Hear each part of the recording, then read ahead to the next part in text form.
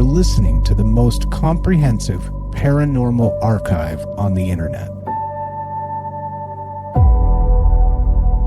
Welcome to Salsido Paranormal. I'm your host, James Salsido, and tonight I am sharing experiences, true paranormal stories from the web.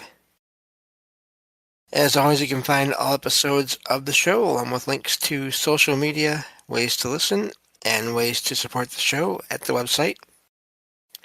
And that is salsidoparanormal.com. That's SALSIDO paranormal.com. And support is never expected but always appreciated.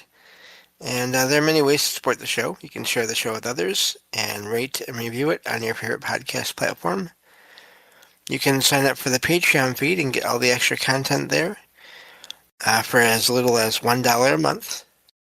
You can also check out the merchandise store and get all kinds of shirts and some other items there as well. And also you can always make donations through PayPal. And as always, please, also the shirts and all those other items have designs made by friends of the show. I can't remember if I mentioned that or not. Also, please follow friends of the show.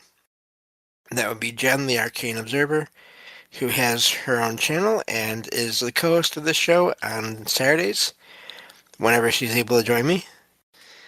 Also, Ricky of the Anything is Possible podcast, who does a paranormal-themed show on Sundays that I usually co-host. So far, I've been there for everyone.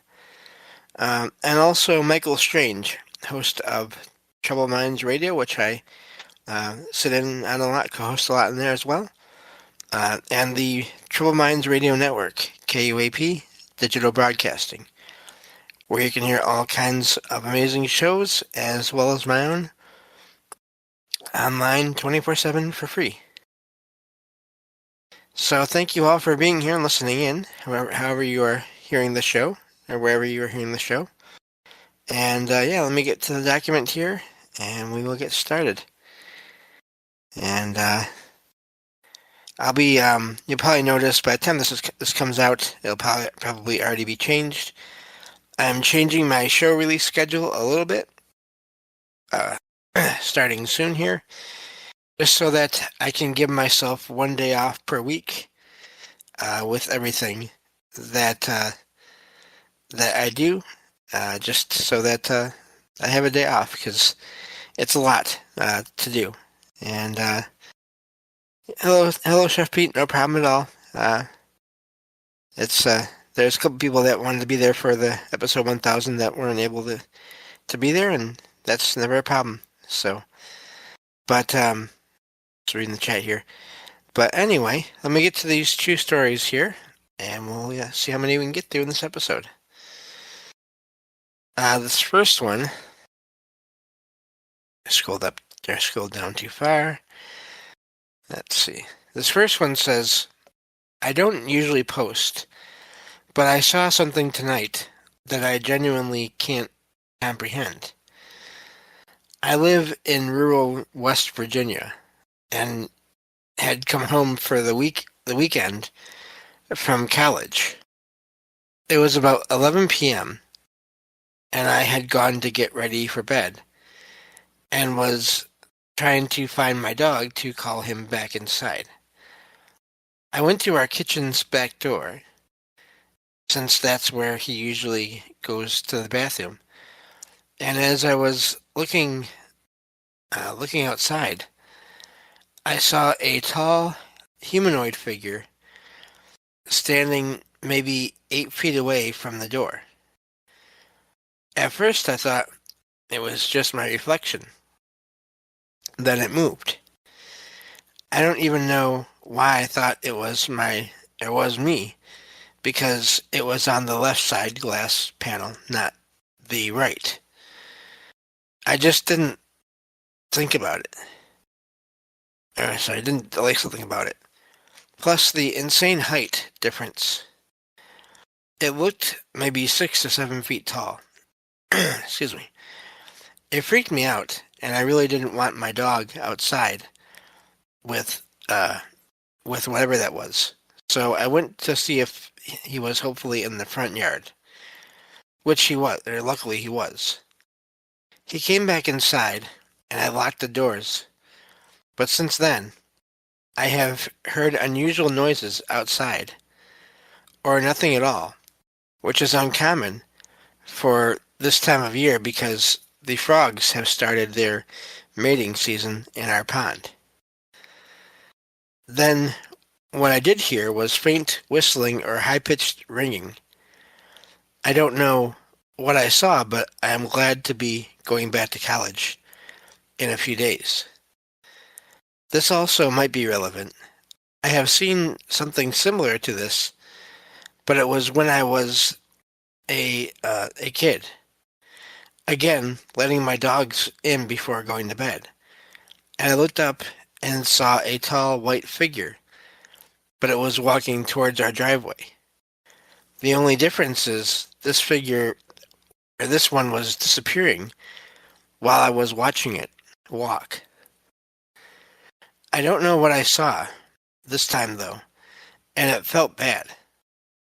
I'm not someone who sees ghosts or anything like that, other than the occasional old man ghost yelling at me for being loud, which isn't anything malevolent.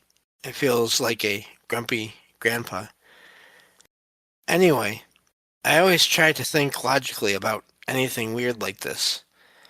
However, I can't with this because there's genuinely no way to explain that unless there was a tall man outside, which would be worse.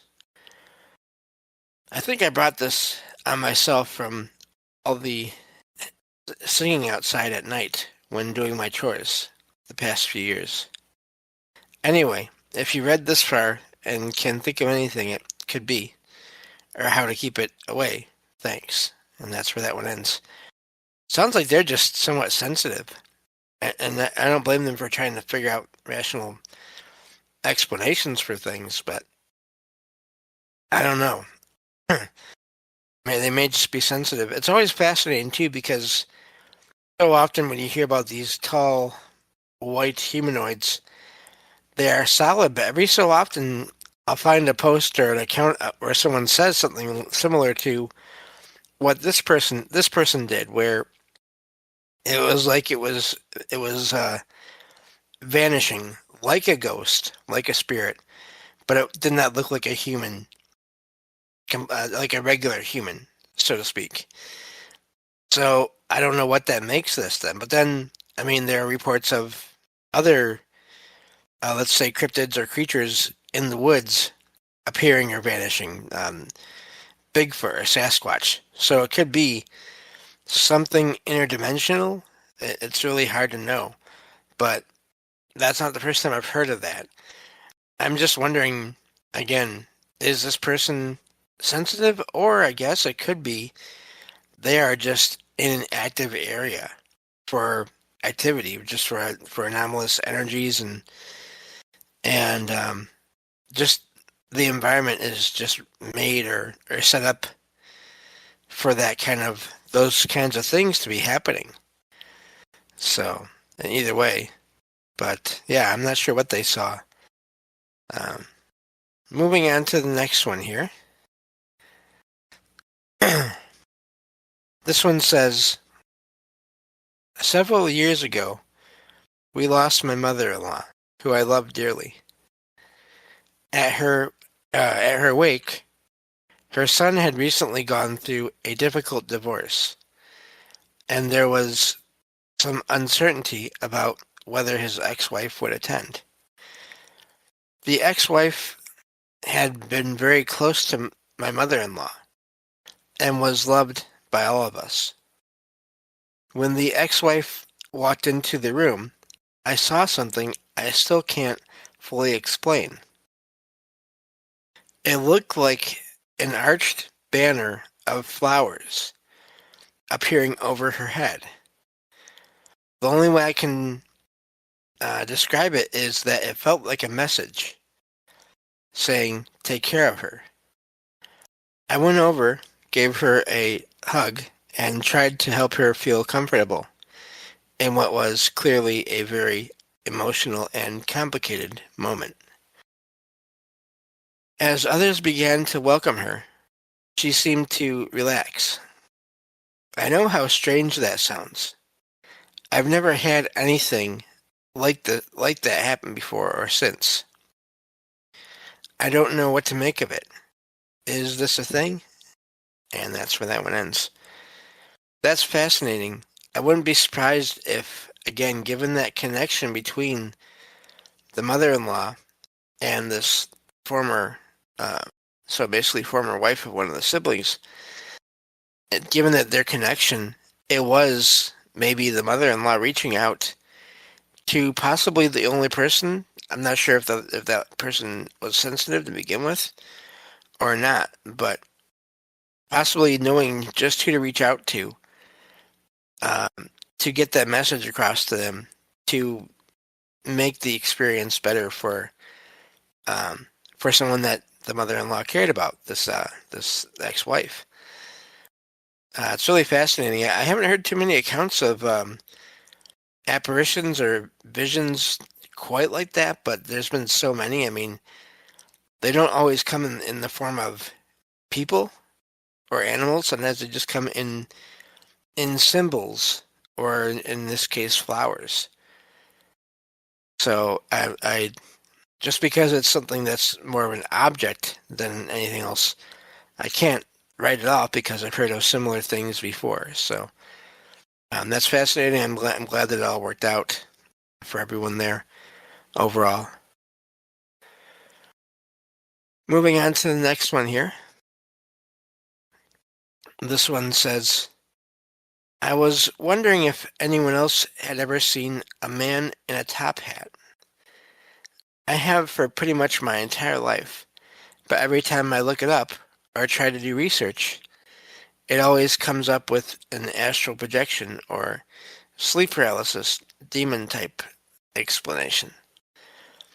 I saw this being when I was totally awake, pretty much my entire life. Tall and slim with no visible features, and a tall top hat. I've been seeing other people making posts about him as well. Has anyone else seen him?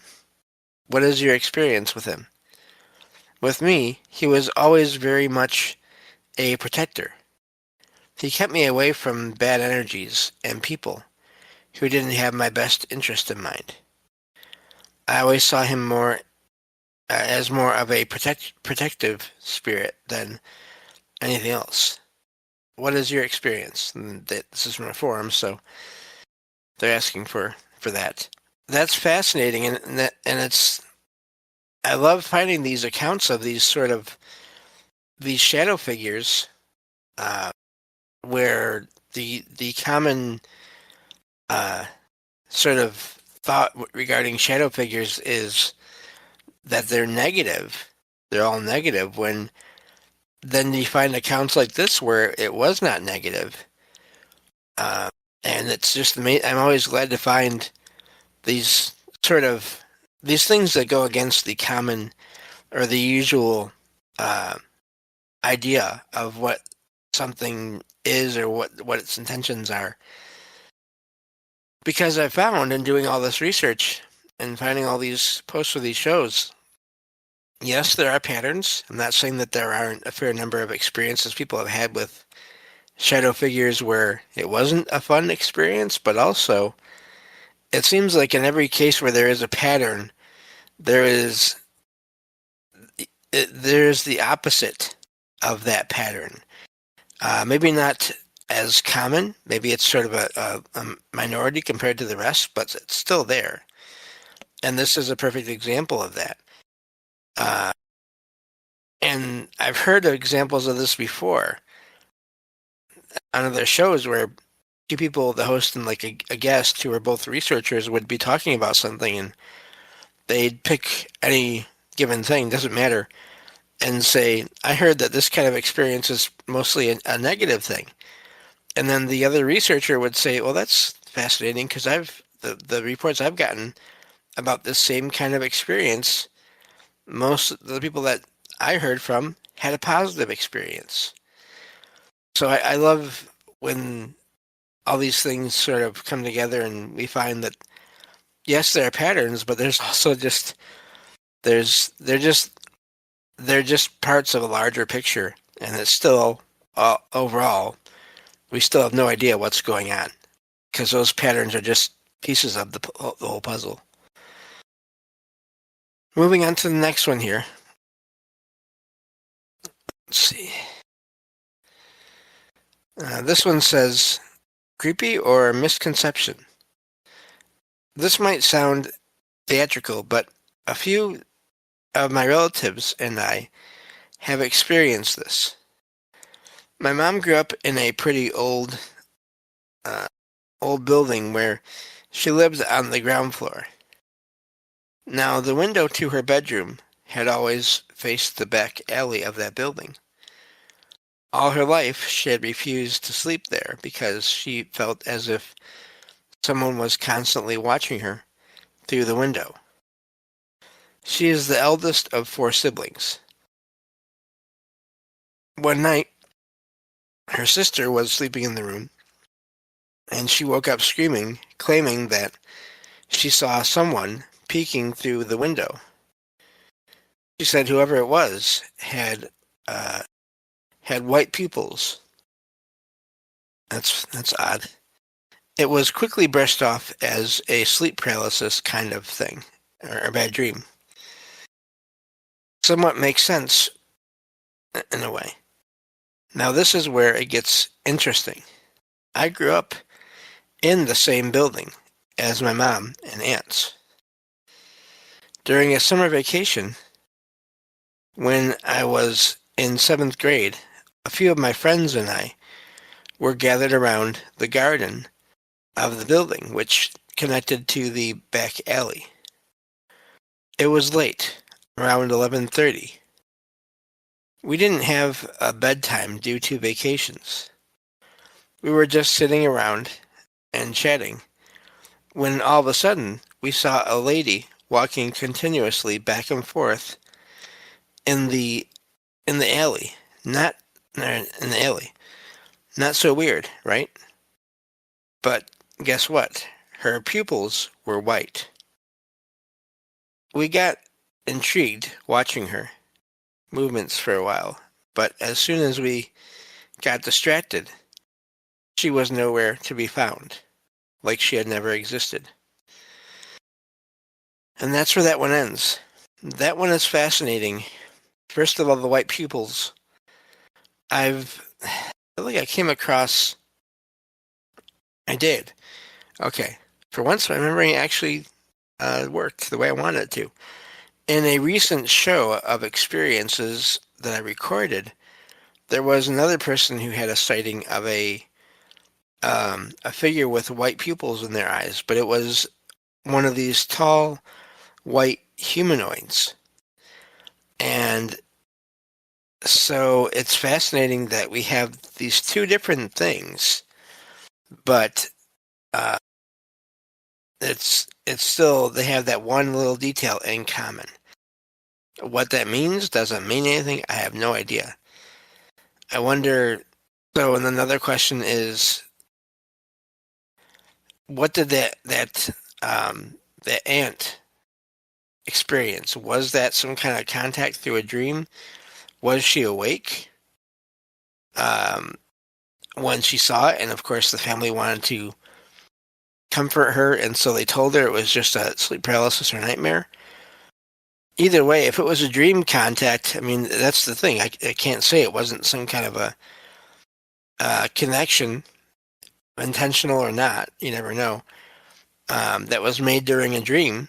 Or if she was awake and she saw this figure outside the window, and then, of course, years later, and I really am curious about this with the writer, which came first? Did they know about the experience that their aunt had first, or did they have the experience seeing this figure, this woman, first?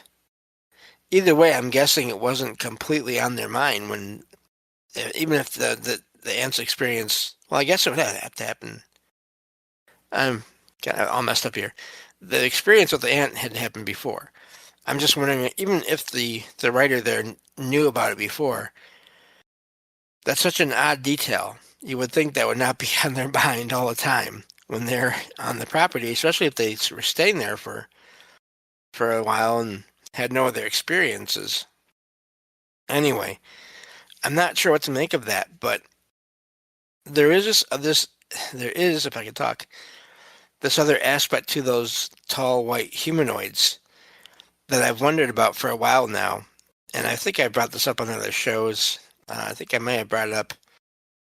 I'm not sure. I can't remember now where I brought it up, but I've always wondered with these figures that have next to no features. So they're either tall shadows or they're tall white humanoids. And I always wonder, are they being seen like that because they're sort of in between states of being, in between forms? Can they change shape? Because, again, I've heard of shape-shifting figures and all those kinds of things, and that solid white or dark, that solid appearance makes me think of sort of an in-between state that they may be in for whatever reason, for who knows how long. I wonder if that's the case. Or is it that the people that see them at the time have no sort of ideas in their mind about what they're probably seeing? Because I do think that whole idea of telepathic contact and or co-creation can play into this. And sometimes when people see things, it's partly because their mind goes, well, this looks a lot like something, or it looks something similar to like a Sasquatch or a demon or whatever, angel or jinn, yeah, either way. And then, so that's what it appears to be in their mind, or the being decides that that's how they will appear. They sort of pick up on those thoughts from the person and change their shape to match those thoughts. I always wonder about that because there's so many accounts of all these things. And I mean, my own experience, the first time I ever saw anything that I can remember, I could not have seen it with my physical eyes. It was too far away. And so even at the time I was thinking, I can't be seeing this with my eyes. It's too far away. And yet I was able to pick up on it. And at the time I didn't know how I was seeing it, but years later I came across that idea of telepathic contact in a way. In other words, whatever my cousin and I were seeing, which was just the head of an older woman above a clothesline with a sheet hanging down off the clothesline, no feet, nothing for it to stand on. Whatever was there was allowing me or making me see them for whatever reason. And I don't know if it was doing the same thing to both my cousin and I, or if my cousin was seeing it with his eyes, but I was seeing it with my mind somehow. I still don't know. I mean, I don't even think it mattered if I asked him that or not, because how would we know for sure? It's really, really fascinating, all these levels of everything and how they work and may work or may not work. But anyway, that's all the time we have for this episode. Thank you all for listening, and I will talk to you all next time on Salsido Paranormal. Take care.